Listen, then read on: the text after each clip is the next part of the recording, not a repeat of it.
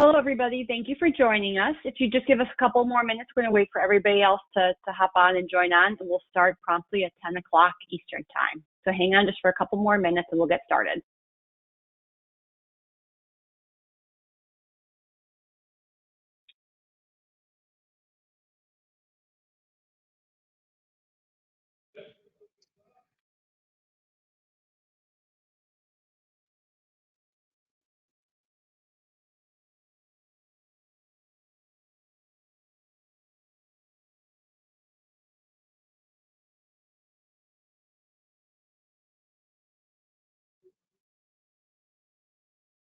We have a few more people joining in.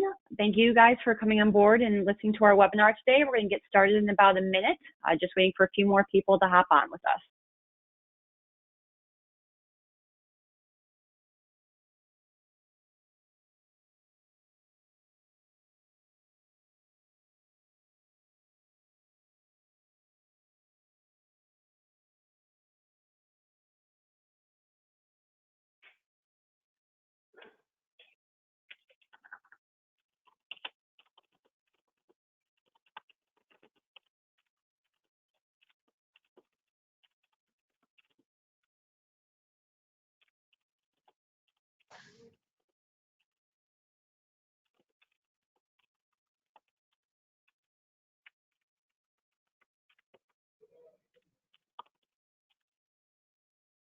Thank you to everybody who's hopped on.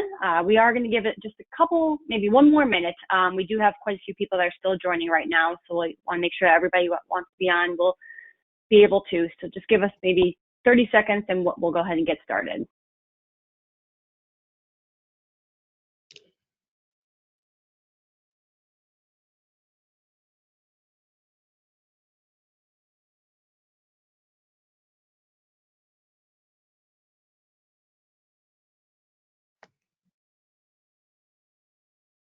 They will see you. They can see me talking to you. No, in the webinar, no. See you. Thank you.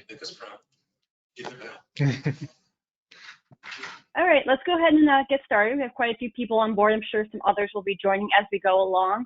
Good morning and afternoon to all of you, depending on where you're currently based. We hope you're doing well and staying safe. My name is Danielle Ostrander, and I currently serve as Managing Director of the Due Diligence team at Griffin Strategies.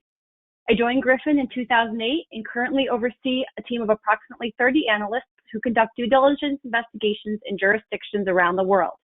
Our team serves a number of clients in the financial sector, including but not limited to global banks, sovereign wealth funds, fund of funds, and private equity firms. For those of you who may be unfamiliar with Griffin's services, in addition to our wide spectrum of due diligence offerings, we also have a litigation support and investigations team, as well as a data mining and analytics team. It is our pleasure to bring you this webinar today in partnership with Clarity Capital, Perform Due Diligence Services, and Shedmore Advisors. We are thrilled you were able to join us and hope this webinar provides you with some valuable insight. We'll begin our webinar with a number of questions for the panelists, and at the end, we'll open the discussion to questions from all of you. Please submit your questions at any point during our discussion today using the chat feature on your screen. With that, I'd like to introduce you to the panelists we have on board with us today. First, Neal, manager at Clarity Capital. Neal manages Clarity Capital's private alternative investments, which include private debt, real estate, and special situations private equity. Prior to joining Clarity Capital, Neal worked at Calculus Capital, a private equity business based in Johannesburg, South Africa. In that role, Neal gained valuable private equity experience, including managing the company's local and international investments across many different sectors, acquiring and selling portfolio companies, and managing the holding company's lending relationships with major banks. Neal was deployed for over a year in a financial executive capacity and performed a successful turnaround in one of the investment companies. Neal also gained experience in non-traditional private equity investment classes, such as real estate and debt. Before joining Calculus, Neal worked at Standard Bank in various roles in the bank's investment banking and wealth divisions. Neal is a qualified chartered accountant. Next, we have James Newman, co-head of Perform Due Diligence Services. James is responsible for product development and delivery at Perform, a London-based third-party due diligence service that offers asset owners ODD support. James previously spent 8 years as global head of ODD at Barclays Wealth, where he developed and led operational risk assessments across the bank's retail and non-retail investment product offerings. A chartered accountant, James has over 20 years of financial services experience. And last but not least, we have Mike Merrigan, founder of Shadmore Advisors. Prior to founding Shadmore in 2014, Mike was a managing director at Gotex Fund Management, a fund of funds, and a member of Gotex's investment committee. Prior to his 4 years at Gotex, Mike implemented the first in-house ODV program at General Motors Asset Management, at the time one of the world's largest pension plans, with assets under management exceeding $100 billion. Mike has focused his career on alternative investments since 2002, working as an investment due diligence analyst at HRJ Capital and Credit Suisse's hedge fund investments group. Mike began his career working in the operations group of Gabelli Asset Management. Thank you to all the panelists for taking the time to join us today. My first question for all of you, what has been the biggest adjustment from a personal and professional perspective, since the start of COVID?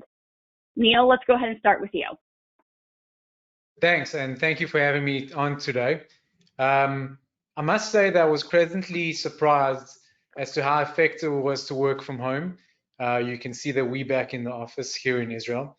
As we all know, tech systems have, over the last few years, developed tremendously to allow for video calls, webinars such as this, team collaborations, remote desktop connections, etc., to happen.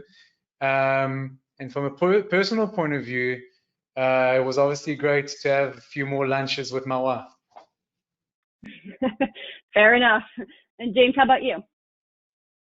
Thanks, Danny, and it's a pleasure to take part. Yeah, no, it's pretty good actually. I suspect, like many, I've found it remarkably easy to work from home. I have an office set up here in my home. I've got a large screen for work. I've even got a microphone for webinars such as this. There's plenty of room, ability to close the door, of course, on what's going on in the house. And actually, I've had more conversations with overseas people than before lockdown, so that's been a pleasure to be able to do that. And on a personal front, my choice of fitness is cycling, so I've been able to fit in a couple of rides per week, which has been great. Whereas that was very difficult before I was commuting into the office. In terms of challenges, I think the flexibility means you tend to work longer hours, and weekends sort of blur into the week. And then, of course, the occasional unintentional family webinar bomber, hopefully not today, but that also obviously usually adds a bit of fun, of course. And in person, of course, I look forward to face-to-face contact with peers and clients when we can finally do that. Great. And Mike, how about you? Danny, thanks so much to you and to Griffin for allowing me to participate in the webinar today. Yeah, so the pandemic has obviously had some challenges, but I think, been able to stay healthy as well as my family. And I've had an opportunity to spend more time at home, less travel, which has been nice. There is a lot of travel related to ODD typically. And I'd say the probably biggest challenge is we have 3 young children and just trying to help them manage through their online learning through school, which is about to come to an end soon, and now trying to figure out what we're going to do with them over the summer to keep them busy. So our real challenges right now, which are good challenges to have. Right. Yeah, obviously a lot of uncertainty about what's going to happen in the fall too. So, yeah, good wishes for the summer, and then hopefully. Yeah, right. Yeah, a lot of question marks over that. So James, I have a question for you now. We'll go ahead and kind of do a round robin with all of you. And my first question for you is, all of us to some degree are doing, some level or another of due diligence, it's in part of our roles. Walk me through your process a little bit. What technologies do you use versus what do you do a little bit more manually? Yeah, no, sure, happy to comment on that. I tend to place background checks into 2 camps. The first is what we as an ODD business are able to do. This would include current regulatory online checks, permissions, Form ADV, DRPs, and so on, corporate histories. Interesting to see mergers that potentially have happened with a manager in the last couple of years. Of course, LinkedIn on individuals to get a sense of biographies and relative experience. I was only just this morning looking at one one conducting officer for an AFIM that I'm looking at, who only has 7 months experience in doing that job. So, you know, you can do a few things there yourself, but it is relatively limited. And so second, in the sort of second camp, I'd say, was then there is a, you know, a deeper integrity check that a third party would conduct on behalf of a client that goes much further than a simple online check. And as you know, Danny, and after completing our own due diligence, we have engaged Griffin as our preferred supplier for deep dive background checks.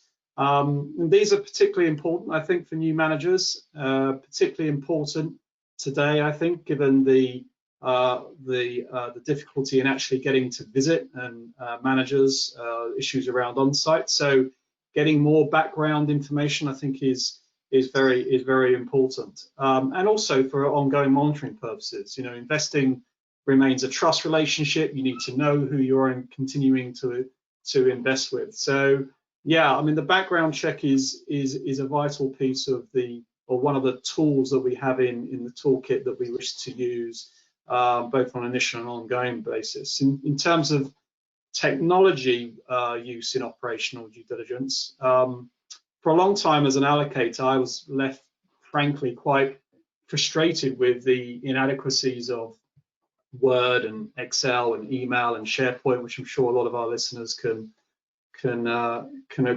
reflect on and agree with. I mean, you know, those sorts of software or applications they're all too manual, they're unconnected. It's a bad use of an ODD professional's time, in my impression. So at Perform, we use technology as an enabler. It's not a fintech, but it enables us, and by that what I mean significantly, you know, reduces the collecting, organizing, and producing time of operational due diligence, while significantly improving the management of documents and reports and even analysis. We have, for example, automated flags to capture certain answers to which we want further analysis on, and that certainly improves and maintains consistency from one report to another. Thank you. You know, definitely valuable insight, and obviously, you know, we at Griffin see the value too in the background checks. You know, that's the nature of our business, and you know, I know, you know, we've worked with all three of you guys in that capacity and in conducting those types of due diligence background checks. So, you know, I think you guys kind of all see that added value, and it's something that, you know, it's a lot of public information, but it's a lot of, you know, we have the ability to put it into a concise format that's easy to read for you guys, and you guys then don't have to sort through all the, you know, the results and the false positives. And, you know, obviously our goal too here at Griffin is not just give you the results, but give you an analysis of the results too. You know, you guys, all three of you guys are based in different jurisdictions around the world, and don't necessarily have that knowledge of all those different international components that kind of, you know, what's available in the US versus what's available in the UK versus what can you get, you know, in Israel or Russia, you know, Latin America. So, you know, we kind of have that knowledge, and that's why, you know, we're glad that people like you, your guys, all of you guys, you know, reach out to us and utilize us for that exact reason, because I think it provides you definitely some valuable insight. You know, Mike, as part of the ODD process, you know, I know you guys obviously do the background checks, but you also do, you know, the on-site checks. Right now, where you can't do the on-site checks and can't go in-house to these funds, you know, how much of a concern is that for you right now as you kind of go through COVID? I mean, this is probably the biggest question within our industry, this lack of on-sites and how people are adopting to it and getting comfortable with it. What's interesting, with good intentions, I think after Madoff, many allocators had built into their procedures that an on-site was required as a component of their due diligence.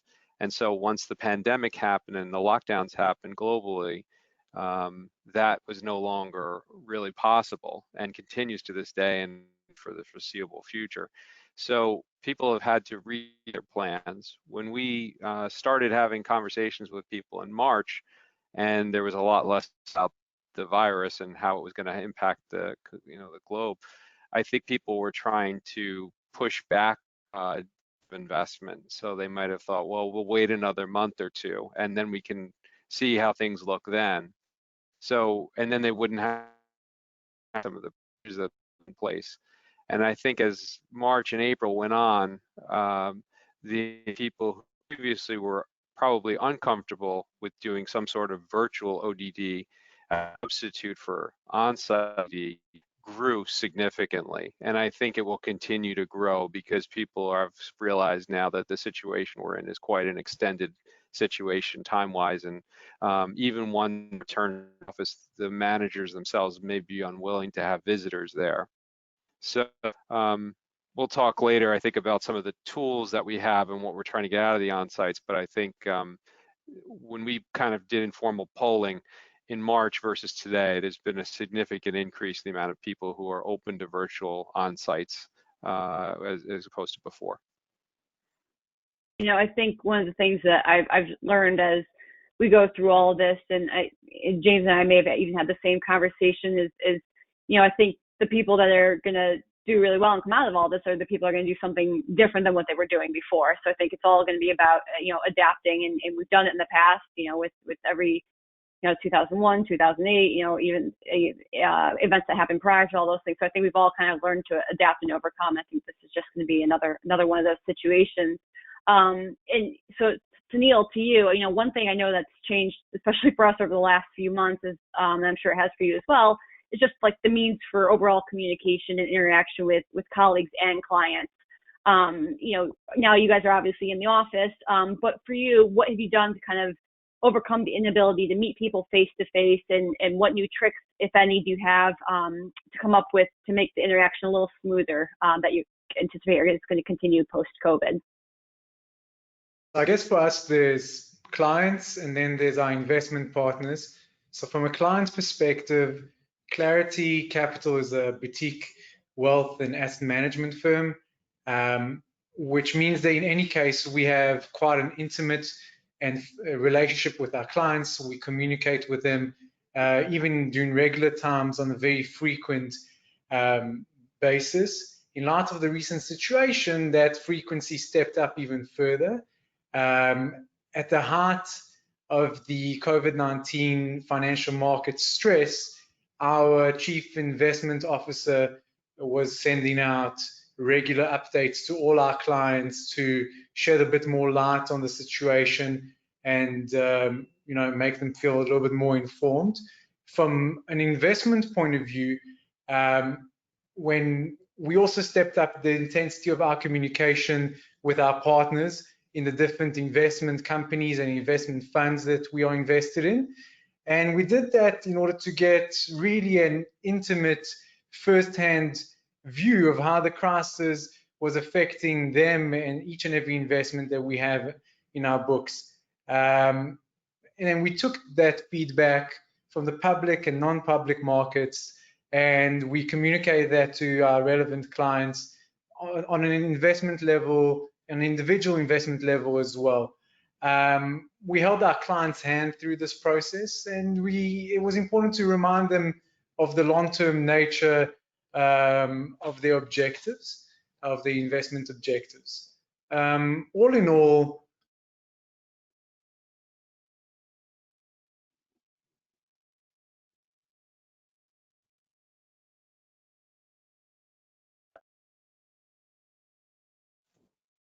I'm sorry, I was unable to catch the very end of that. It looks like we lost your sound there. But no, thank you, and I appreciate the insight for certain. Mike, I want to ask the next question to you because I think it kind of goes in line a little bit with what Neal was just talking about. How can managers bridge the ODD gap during the pandemic to kind of remediate the effects of not being able to do on-sites and not being able to have that face-to-face communication? Yeah, I think that there's the managers that we've been working with over the last 2 to 3 months since the on-sites really ended. The ones that I think have been the best situations have really been the ones that have gone above and beyond to extend the transparency that probably wasn't really available under these circumstances previously.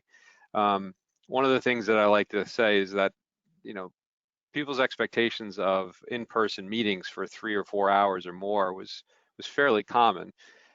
people's expectations for 3 or 4 hour phone calls really was not very much in line with their expectations nor their desires. There's been a complete reversal. Though I think that when we've had conversations with people recognizing that we couldn't come in and visit with them, they've made themselves available through conference calls and video conferences for many, many hours, in some cases multiple times, to help us get through this process, which is incredibly, a lot of gratitude from us with that respect. So that alone is a good example. There are clearly many things that were only available on site that could be viewed, things like compliance manuals, especially in the US. And so those types of documents have increasingly been shared through data rooms, through screen shares, things like that. And I would just say that the transparency, making themselves more available, and trying to come up with novel ideas to bridge the gap so that the substitutes that we're working with today are good substitutes as opposed to inferior substitutes or insufficient substitutes, because that is what we're doing now. We're trying to find good substitutes for the on-site and what we were trying to get out of those on-sites. And the managers that have been the most transparent, the most willing to spend the time, we've found those to be very, very productive conversations. And those are the things that I would recommend to the investment managers as they go through this process. No, totally fair point. Now, James, a lot of businesses have obviously been affected by this crisis, and I think are now just trying to come out of that hole, so to speak. And presumably a lot of firms have been facing a lot of cost pressures as part of that. Just cutting back on where they can. And over the years, perhaps the threat of Ponzi schemes has gone away. From your perspective, what is the state of ODD today? I think it's both it's in a good place right now in a lot of respects, because I do firmly believe that we're at a point with the market convulsions, with liquidity issues in the market, with various stresses as well, but it really underscores and underlines the point for the need of good operational due diligence.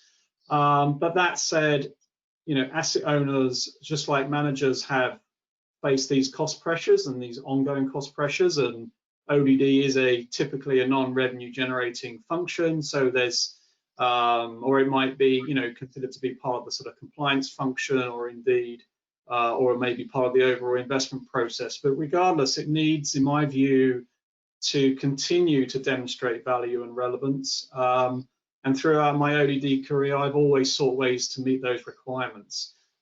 Now that I'm on the other side of the fence, providing ODD services, we see our relationships with clients as more than just providing ODD reports. We listen, we advise, we work with clients to ensure that they can deliver for themselves internally best-in-class operational due diligence services. Back in the day, and by this I mean during the during the noughties, Ponzi schemes and frauds were out there, big time. It was a constant concern of mine whenever I was out on the road performing due diligence reviews on emerging managers, that there could be a fraud or a Ponzi scheme, even though it was a very, very small percentage. But nonetheless, it was a genuine threat, and all too real for me personally when I avoided the mishap of Madoff through my own team's veto. But I think it's dangerous to believe the threat of Ponzi schemes have now gone. Yes, regulatory rules are designed to prevent mismanagement, improve transparency, but I think that has led to fewer bad headlines. But without thorough ODD and IDD, there is still the threat. I mean, only last year there was Premium Point, right, which were, those executives were convicted for fraudulently inflating values, and then there was the Dubai-based PE firm that got into trouble, losing investors millions. So I think the threat's still there, and we need to remain on our guard.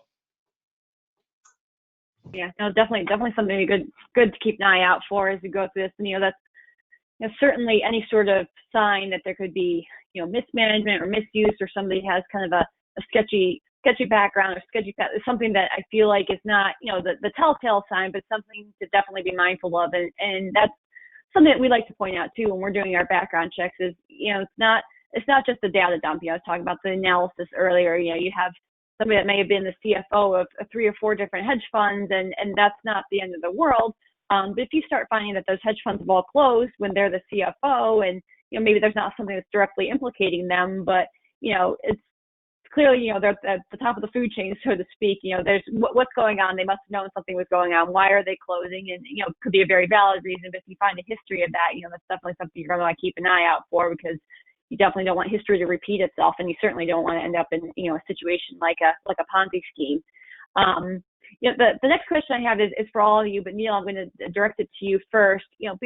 Beyond, you're looking at funds, there's obviously a lot of different things that you're looking at, or not necessarily funds, but any sort of external manager investment.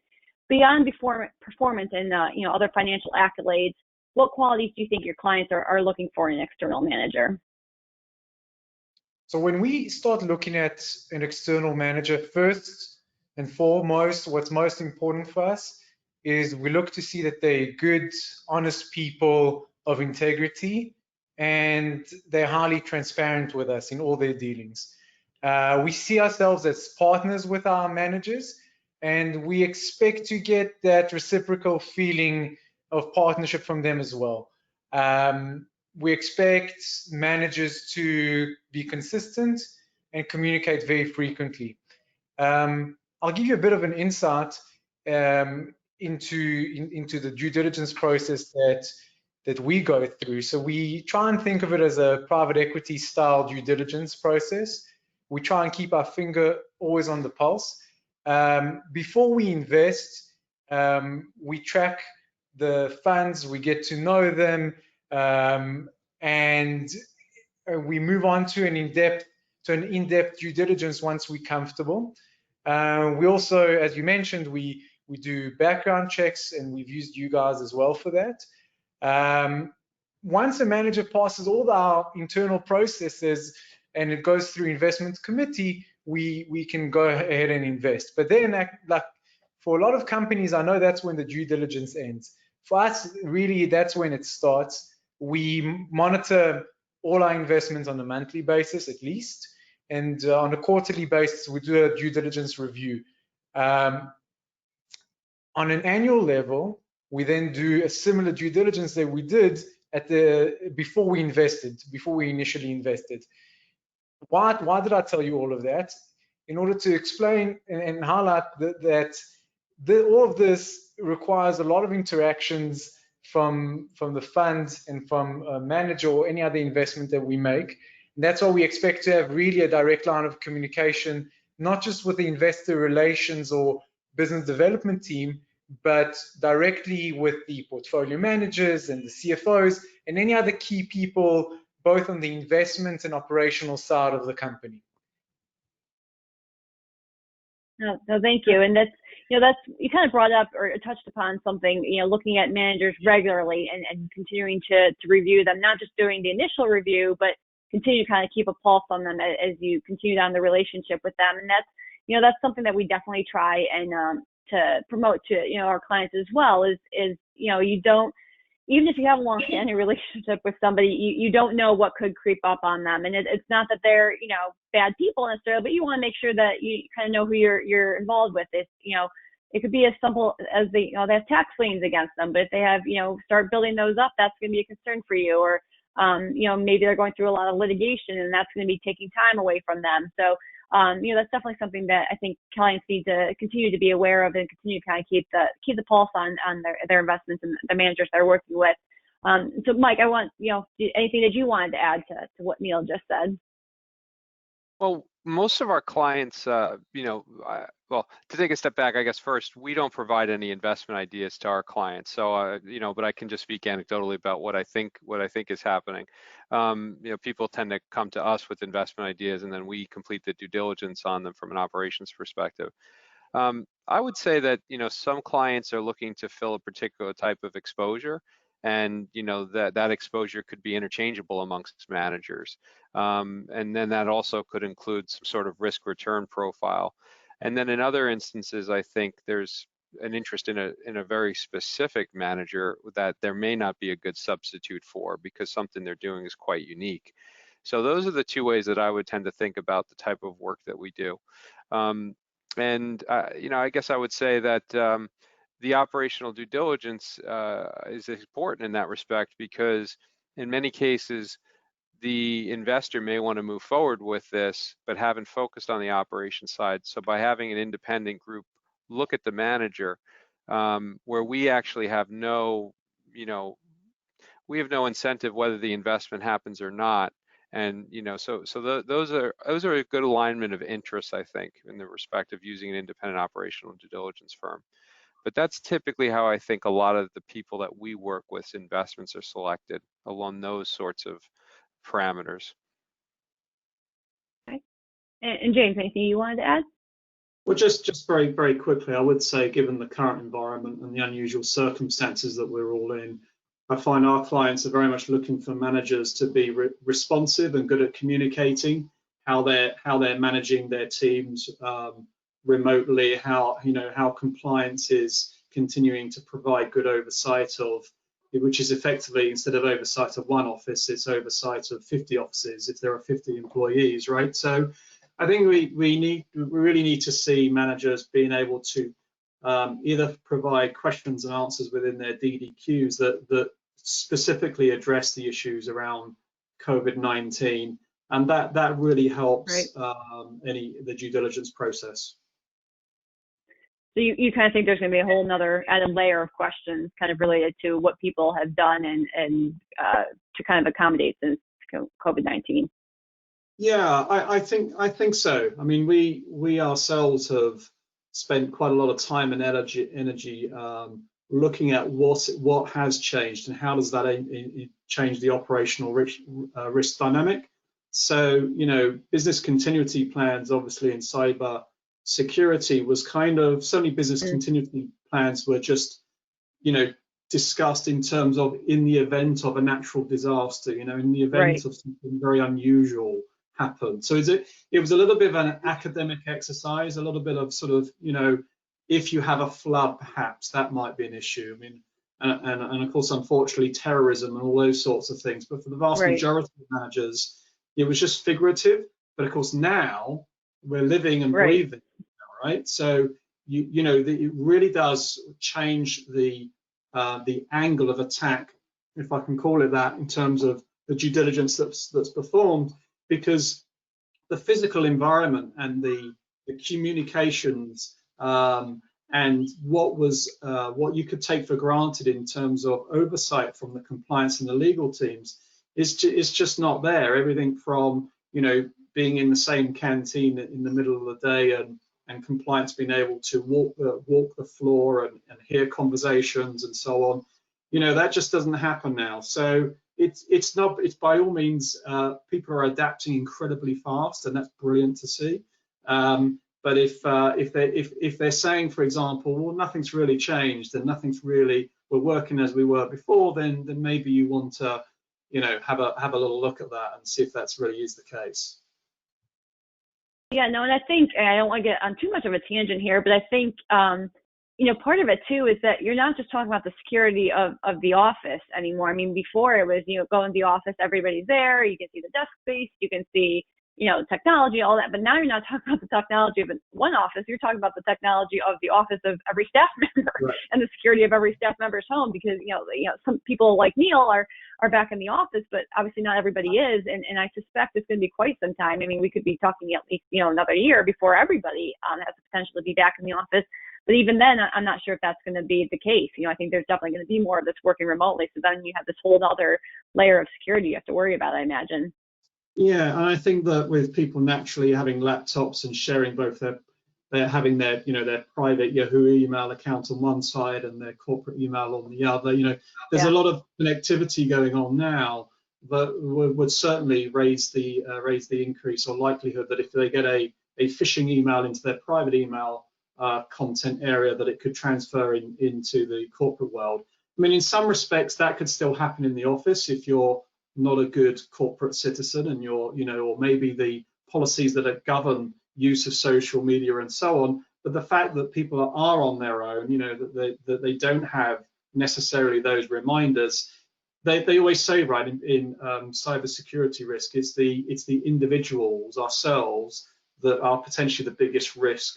And you can have the best programs, the best oversight, but it comes down to individuals ensuring that they don't get, you know, fooled into clicking onto the wrong thing and providing answers which allows allows an attack to take place. Yeah, no, yes, good points there. We're going to continue on with questions for a few more minutes here, but I just want to remind everybody, if you guys have any questions for the panelists, you know, generally speaking, or specific to one person, go ahead and put them in the chat feature, and we are monitoring that, and we'll do a few more questions for them, and then we'll go ahead and turn it over to the questions from you guys. So our next question for you, Mike, and then I would like Neal to respond to as well if he's interested in doing so. Emerging managers, you know, evaluating them, especially, you know, in an economy like that, you know, poses a challenge. You know, especially now, what do you think are the most important things to be looking for in the due diligence process? I think a lot of the people that work with us find that that's, you know, an area where we can be particularly helpful, you know, is with respect to emerging managers. There's definitely a sense that there's a lot more risk at emerging managers than there are at well-established institutional managers.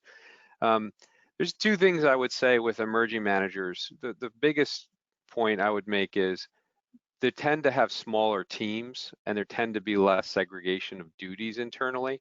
So you may have in a larger organization a different compliance officer, a different finance officer, a different controller, a different person in operations, and those roles would be much more diffused, whereas in a 10 or 12 person firm or smaller, those roles are going to be consolidated within a single person typically. So there are less segregation of duties and potentially less controls, you know, from a redundancy perspective. The second is a lot of emerging managers that are just getting started, and with very good reason, often aren't using the most well-known and what some people may consider the best service providers in the industry across a lot of different potential services.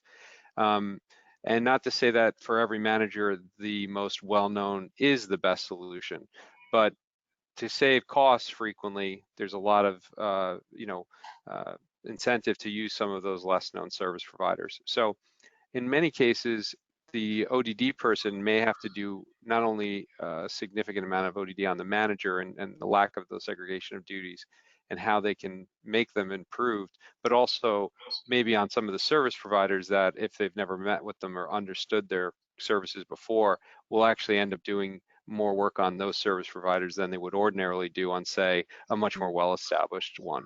So those are the 2 points that I think are the most, you know, probably thoughtful points about doing ODD on emerging managers.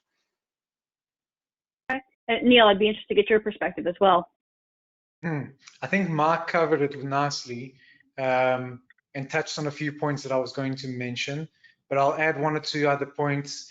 With, as Mark alluded to, you don't have too much of a track record to work with when it comes to emerging managers, and you really have to dig deeper in the information that you do have. Obviously, this is another area where background checks make a lot of sense. Also, it does make sense to try and get an emerging manager's, the individual's track records from their previous companies and previous experiences, although that's not always reflective of what they'll do in this new, potentially different role in a new company with a different strategy. But that might also be quite effective. What we often do is we're quite patient. We get to know the guys. We don't rush to pull the trigger on those type of investments specifically. We also limit the allocation that we make to those type of investments, even though they, you know, typically are higher return, higher risk, and we make our allocation process appropriately. And yeah, I think that sums it up. No, I think, and both of you guys touched on something, and Mike and I actually before the call had kind of discussed something else that I hadn't brought up yet, but I think kind of ties nicely into this, is talking about the emerging markets. Is you know, a lot of it's the track record. Obviously, they don't maybe have, you know, a strong track record with where they currently are, but they have a history. And one of the things that we'll do at Griffin is, which some of our clients have definitely found beneficial, is not just do the public records research, but also do what we call human intelligence inquiries, where reaching out to people that may have worked on it very discreetly. We don't disclose who our client is, but ask some pretty pointed questions about their history and their management styles, and any accounting issues that come up with them. You just go very deep, and it can be very client specific and targeted as to what questions they're definitely looking to answer, or where they're trying to gain some insight. But that's definitely helped people, not particularly in countries where public records aren't so readily available. Latin America is a huge area where you may not be able to get a ton in the public records sector, but when it comes to human intelligence, you actually may be able to. So we've built a network over the years of individuals around the world who can help us, exactly with that. So, definitely something to keep in mind as well. So thank you all for that insight. We do have some questions that have come in, so I'd like to, make sure that we do address those. So we'll go ahead and jump into those now. The first one's for all of you, so we'll let James answer first. With budget constraints in 2020 and beyond, do you think you will struggle to justify the need to travel physically going forward? I think, I believe the on-sites are a very important part of the due diligence process. I think, though, that as the questionnaire mentions there, that the cost of travel is prohibitive, and I think you have to think about whether, from a health perspective as well, that it's something that you want to do. I mean, we're constantly reminded that the health issues at the moment is not something that's going to go away anytime soon. So it's bound to significantly impact the travel. I mean, we ourselves are constantly speaking to other groups, other operational due diligence groups around the world, in a way to have strategic relationships, right? So that, for example, if there was a manager in Asia or a manager in the US, and we're based in London and we cannot travel, then we're looking at ways that we can have those relationships with groups that are on site and on the ground, and vice versa. So we're here based in London. Allocators, asset owners can't get to travel or don't wish to travel. We have this in the UK, as you probably know, a 2-week quarantine that's in place. And although that's not expected to last too long, I think with the political pressures that I've been hearing today, I think there'll be continuing travel restrictions. And so, again, like in all of this, we need to ensure that we adapt and think about how best we can deliver full due diligence services to our clients. Fair enough. Neal, do you have some feedback?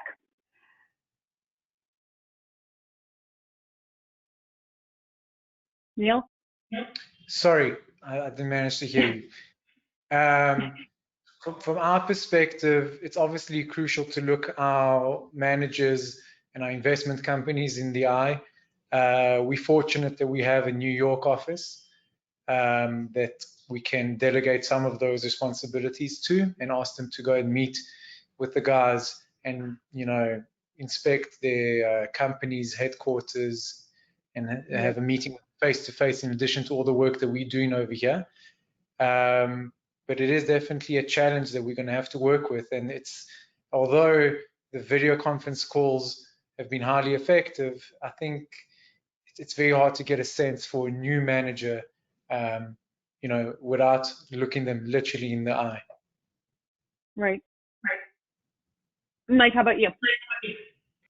I'd say that that ranges widely by client. So I'd say prior to, say, March, we had almost always gone on site for all of our clients.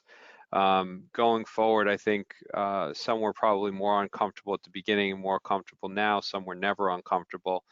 I'd say it has a lot to do with their perceived risk of the manager, the strategy that they're in, how institutional that manager is.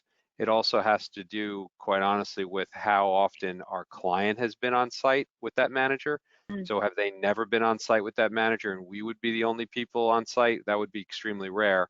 But that type of situation, or maybe the client only visited an office that wasn't the main office, and they were hoping that Shadmore would visit the main office. So it's honestly, it's a lot of different things like that are taken into consideration. Okay. But I do think generally, though, most of the time and in most cases, people have generally becoming more and more comfortable with doing these virtual on-sites, but they are not a perfect substitute, but they're probably a sufficient substitute in most cases. Okay, or at least for the short term, it sounds like. Definitely for the short term, yeah. Yeah, okay. Neal, the next question is for you. In general, given the volatile markets around the world, have you seen more attractive investment opportunities? Yeah, so we definitely seen some very interesting opportunities. We believe that the next few months and quarters will present even more opportunities. Although I can't share specific investment advice, I can think of one or two dislocation opportunities that we have identified that I can share with you. So I'll give those examples. So the one is we run an internally managed private debt fund of funds, and it focuses mainly on real estate-backed lending. And we've identified that real estate developers who typically would have otherwise turned to their banking relationship for a certain loan are now more and more turning to real estate private debt funds. And that's because the banks are simply inundated with forbearance requests and late repayments and other things that they have to sort out right now. So they're very slow. Banks are very slow to act on new opportunities. What that means is that those real estate developers, in order not to lose out on new opportunities that they are seeing in turn in their markets, they're willing to pay a little bit more in terms of the interest rates on those loans. And they're willing to give even greater security. So we're in a more secured position and sometimes have an even higher than usual interest rate, which is obviously a very attractive opportunity. And the security, I should mention, is in the form of a first legal right over the property that the real estate developer is interested in. Another short example that I can think of is in the corporate bond space. There's another dislocation opportunity over there, or potential dislocation opportunity, I should say. Currently, corporate bonds are reflecting in their pricing severe and potentially even excessive default rates. And that's in relation to historical data, even during crises. And one could take a view on whether those default rates are too conservative or not. But we see that as an interesting area to look at as well. Okay, thank you for that. So the next question is going to be for Mike and James. James, we'll start with you first. Does ODD change for investments in different regions of around the world, or is it a pretty standard approach? Well, ODD definitely varies significantly between strategy and strategy. It can differ between jurisdiction, but I'd say less so. I mean, my experience is performing due diligence both in Europe, US and Asia. All jurisdictions are at different speeds, I guess, in certain aspects, whether that may be fund governance was certainly ahead in Europe versus the US and Asia. Compliance and personal account trading was certainly different in Asia when I first started doing operational due diligence. When material non-public information wasn't quite as a theme or a topic as it is now.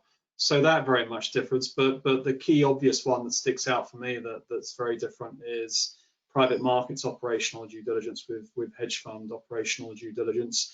Almost distinct, certainly when it comes to reviewing the fund, because of the fund structure, the way that the vehicle is constructed and used to deliver returns and what it can also do during the period of time for which you are invested in that period is significantly different from what is the sort of normal modus operandi within hedge funds. So yeah, I mean, I have in excess of 25 different types of templates depending on manager size, strategy, all that come from an ODD questionnaire bank, and designing questionnaires so that they can be as relevant to the particular manager and the particular strategy that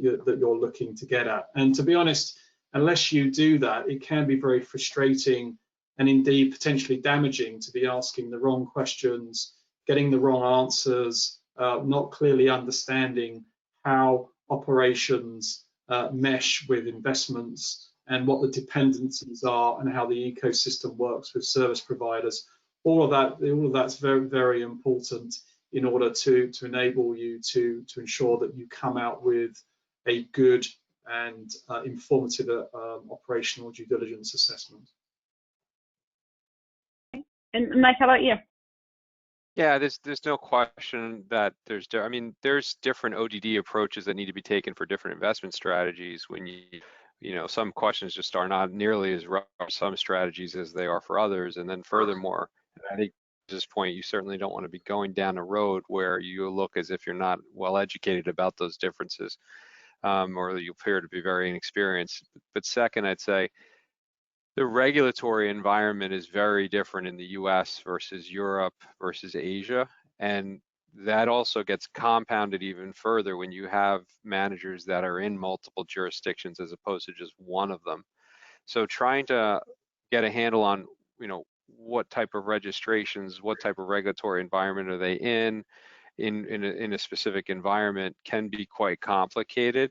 Obviously experience helps you with that. Sometimes some of the discussions we've had with compliance consultants can help with that, and obviously conferences and things like that. But I particularly would say the regulatory environment in these different jurisdictions adds the most complications to looking at managers globally. No, thank you. That's definitely valuable. So we actually have another question for Mike and James. Mike, we'll let you start with this one. How do you ensure that policies and procedures are being followed when a manager's staff is working from home? Any concerns about the manager's documentation of activities or actions when the staff is not in the office? Yeah, I mean, this is a big question. People are wondering about, you have people working from home now, and they're potentially dealing with material non-public information about deals and investments and things like that. And they may be living with people who are not on the personal trading policy of the firm that they're working for, because if it's not a spouse, necessarily someone who's a part of their household. And then obviously that dovetails with all the IT security questions that we talked about earlier, where someone's working extensively from home, where that was probably not happening as often before. I think what I would say is that just overall with ODD, we're trying to do testing, so the biggest danger in ODD, in my opinion, is to take the information that were received and just sort of regurgitate that back to our clients. I think testing has got to be a big part of that throughout the ODD process. In this specific instance, I think we're trying to understand what controls are in place. We knew a lot of that before on the home front. This question has come up a lot. I don't know that it's sort of moving to the forefront of the biggest concern right now. People are still having to submit to their internal policy, submit brokerage statements, probably in many cases pre-clear trades, and obviously have all controls around how they access their network from home, probably using something like Citrix or VPN. So I feel as if the control environment is good. But I think to James's point, which was a few minutes earlier stated, part of the ODD process now certainly is asking about how that's going, how is that monitoring going, what's changed. But for me, I'm less worried about that than I still am about the other big topic items, if you will. Okay, James, anything that you want to add there? Yeah, I mean, I would add, just to sort of add that. Just because somebody's working at home doesn't mean they're still part of the same governance and oversight, certainly from an IT perspective, and certainly from a reporting perspective, as Mike just mentioned. You know, an individual who sits in the office on their own laptop is still at risk of not following the operating procedures, just as they would be if they're at home. I think it's much more accentuated because everyone's literally distributed everywhere, and I think that's what makes people feel uncomfortable. But you know, I do believe that, you know, good practices, good oversight, good management, good communications should mean that collective cohesiveness around the operations should be able to continue. And the second point I'd mention is that we've now been down sort of in lockdown for a good part of 10 weeks, I think it is now. We've gone through a quarter, 31st of March. So we should be able to see evidence of monitoring, compliance monitoring, evidence of compliance training remotely if necessary, evidence even of, in terms of cybersecurity, you know, a lot of the vendor shops that oversee cybersecurity within managers are able to provide and will provide monthly or quarterly attack reports and performance of staff in terms of number of clicks, right, on spurious emails and so on. So I think you can, to Mike's point, absolutely, it's about the testing, it's about the verifying. And to be honest, that was the case before COVID-19, and it remains the case now. You've still got to get to that same point. As we've said before, you've just got to, you know, you've just got to focus in on a few extra elements of that to the same operational conviction. No, good insight there as well. So we do have one more question, and I know we're running short on time. So Neal, I'll direct this one to you and see if you can give a short answer to this question. Historically, what sort of reputation or operational risks were detected in due diligence that were strong enough to consider avoiding or unwinding a relationship or investment of one of your clients? So I'll say that from a reputational point of view, I'll answer that question in a different way. When we feel uncomfortable, even if all the boxes seem to be met, seem to be ticked from our process point of view, and from a performance point of view, the manager's still performing, if our gut feeling is not good with that specific investment manager, we will not remain in the investment. And we have acted like that in the past. And it's benefited us and it saved us good money.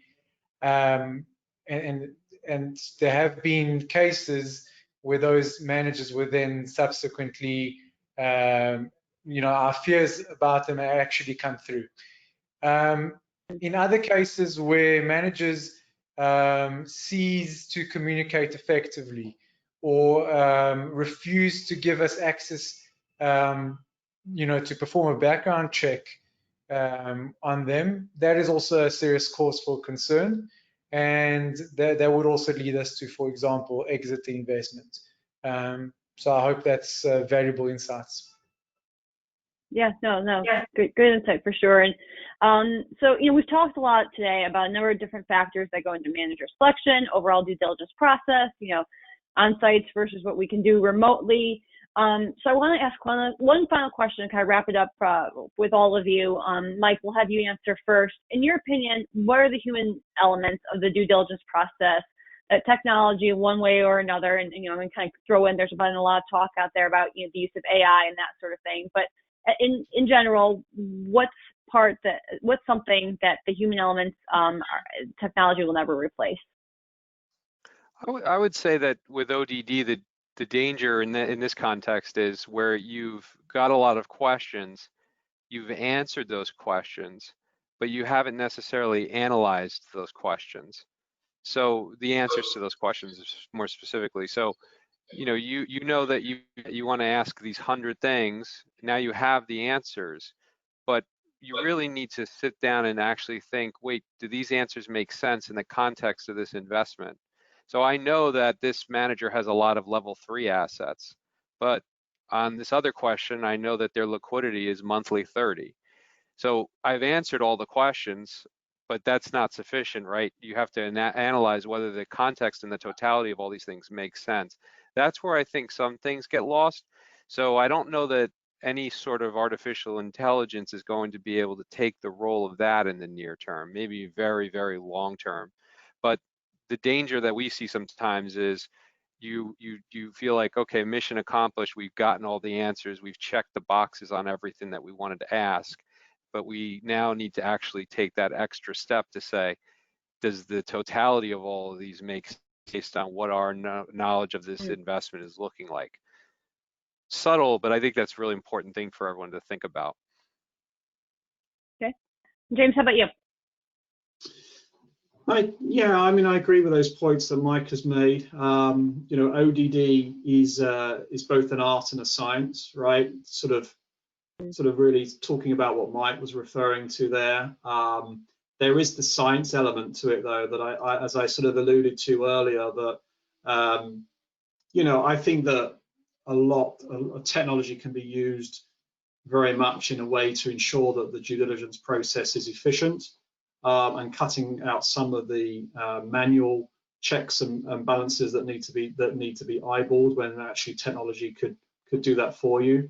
I think specifically fund financial statement reviews are incredibly difficult to automate with certainty. And then sort of just lastly, just to flip it on its head a little bit, you know, when going on site, remember, as human beings, we're all open to influence. So, you know, if your documents tell you one thing and the manager tries to convince you of something else, like for example, you know, scope of cyber security coverage by a vendor, and the vendor tells you one thing, head of IT tells you another, you may want to go with the vendor story. So I think the art and science of it is really always going to be there. But personally, I'd like to see technology removing a lot of some of the more manual processes that it comes to, that is used in the operational due diligence process, the gathering of documents, compiling, aggregating data, all that sort of thing, and actually really enhance the art of ODD. Okay. And Neal, we're definitely short on time. I want to give you an opportunity to add in anything else too. So I agree with what James and Mike have said. I would add that we make use of a lot of technological tools and screening methods, which are very valuable. But as I said in my previous answer, numbers just don't tell the whole story. You know, you need to get comfortable. You need to have a good gut feel about things, even when everything else, from a numbers point of view, makes sense. Computers can read numbers. They don't have a gut feeling. Computers also can't sense whether a manager is guarding from arrogance or not. It's something that is very important, especially when a manager's performed well over a couple of years, and suddenly we sense that they're dropping the ball and that the quality is just not the same, and that they're taking bolder, they're making bolder moves and taking on undue risks. That's something that would take, you know, technology a little bit longer, and it's a little bit to pick up on, and it's a little bit more nuanced. So that's where I think that the human interaction comes in. Thank you, Neal, so much. And unfortunately, with that, our time is up. We'd like to thank you all for taking the time to join us today. I'd also like to give a special thanks to our panelists, James, Mike, and Neal, for their time and contributions to the discussion. Shortly, all attendees of this webinar will receive an email from Griffin with a link to the recorded version of today's discussion, as well as the email addresses for each of our panelists. Please don't hesitate to reach out to James, Mike, or Neal, or myself with any follow-up questions regarding the topics discussed today. Again, thank you all for joining us. Have a great day and be well.